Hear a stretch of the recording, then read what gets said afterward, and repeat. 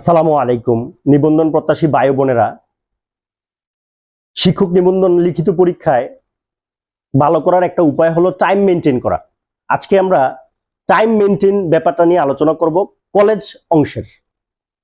তো আমাদের সময় হলো 3 ঘন্টা, দ্যাট মিনস 180 মিনিট। 100 মার্কসের পরীক্ষা দিতে হয়। তো 100 মার্কসের পরীক্ষা যদি আমরা 3 ঘন্টা মানে 180 কে যদি 100 দিয়ে ভাগ করি 1.8 আসে। তো প্রতি 10 নম্বরের জন্য আমরা সময় পাই 18 মিনিট এবং 5 নম্বরের কোশ্চেনের জন্য সময় পাই 9 মিনিট। এখন কোশ্চেনে কি কি আসে? কোশ্চেনে 4টা বড় প্রশ্ন, 4টা শর্ট নোট, তারপরে আইডেন্টিফাই ফিগার অফ স্পিচ 5টা, তারপরে আসে সামারি, অ্যাপ্লিকেশন, গ্রামার। গ্রামারের 3টা অংশ থেকে 2টা অংশ আসে। তা এখন অনেকের কাছে প্রশ্ন, আমি কি সিরিয়ালি অ্যান্সার করব না আমার মন মতো অ্যান্সার করব?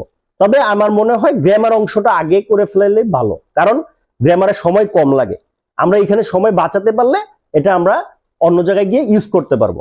যদি আমরা গ্রামারের কথা বলি, 3টা গ্রামার থাকবে, যে ওয়ার্ড চেঞ্জ করে মানে কোন পার্টস অফ স্পিচে আছে, আমরা একটা শব্দ দিয়ে বলবো এটার ভার্ব কি, তারপর ওটা দিয়ে একটা বাক্য রচনা বা নাউন কি, ওয়ার্ডটা যেমন রিচ, রিচের ভার্ব কি, ইনরিচ, এই ইনরিচ দিয়ে একটা বাক্য রচনা করতে বলতে পারে।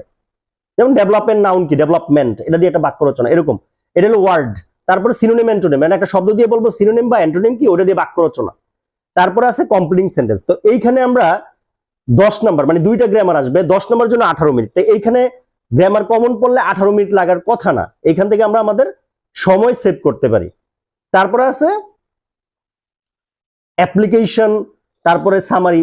আসলে যেটা অ্যান্সার করবো আমরা পুরোটাই অ্যান্সার করে ফেলবো। গ্রামার অংশ অ্যান্সার করতেছে, পুরোটাই অ্যান্সার করে ফেলবো। তারপরে অ্যাপ্লিকেশন, আমরা এখানে 18 মিনিট সময় পাবো।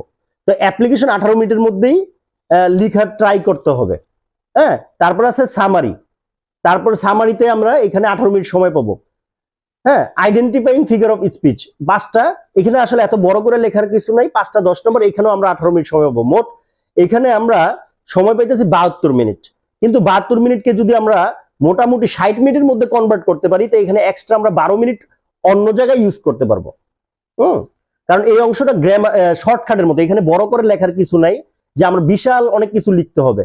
এখানে আমি জাস্ট অ্যাকুরেটলি অ্যান্সার করব। Grammar, application, summary, identifying figure of speech. এখানে আমার বেশি সময় দেওয়ার কিছু নাই, বড় করে লেখার কিছু নাই।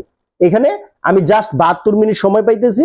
72 মিনিট থেকে আমি যদি এখানে 12 মিনিটও সেভ করতে পারি, এই 12 মিনিট আমি short note, broad question use করতে পারবো। যেমন শর্ট নোটে আমরা প্রতি 5 নাম্বারের জন্য পাইতেছি 9 মিনিট, কিন্তু আমি যদি 1 মিনিট করে ওইখানে সেভ করে এখানে আনতে পারি, তাহলে আমি সময় পাবো 10 মিনিট করে। 10 মিনিটে আমি যতটুকু শর্ট নোট লিখতে পারি। এখন আমি একটা শর্ট নোট লিখতে লিখতে 15 মিনিট হয়ে গেল, 20 মিনিট হয়ে গেল, তাহলে এইখানে কিন্তু আমি সময়ের গ্যাপে পড়ে যাব। আর আমরা আমাদের মধ্যে আবেগ কাজ করে, একটা ভালো প্রশ্ন পাইছি, এটা নিয়ে লিখতে আসি, কোনো থামতেছি না। তো এই যে এই লেখার প্র্যাকটিসটা করার জন্য আমার একটা অনলাইন এক্সাম বেচ চালু আছে। প্রতি সপ্তাহে আমি পরীক্ষা নিয়ে থাকি, যে তারা টাইম মেনটেনের ব্যাপারটা যাতে বুঝতে পারে।